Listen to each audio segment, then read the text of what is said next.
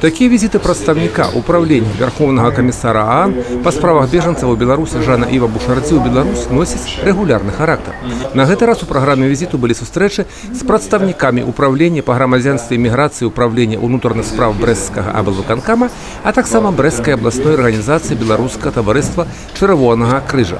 Прошли встречи с самими беженцами, людьми, которые шукают притулку у Беларуси.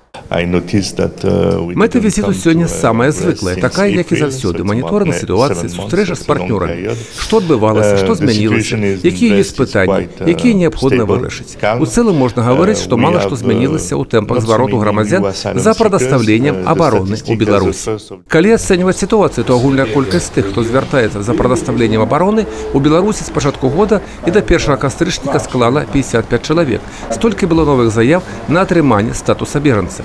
І ў асноўным гэта грамадзяне Украіны. Але сярод катэгорыі бежанцаў з Украіны назіраецца хоць і малы, але адток.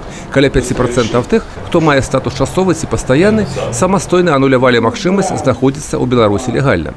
Вось і на гэтай сустрэчы былі ў асноўным грамадзяне Украіны. Ім расказалі, што неабходна рабіць, каб атрымаць дапамогу ад Чырвонага крыжа і паспрабаваць уладкавацца на працу. Юрый Печур, Роман Філюціч, тэлерадыёкампанія «Брест».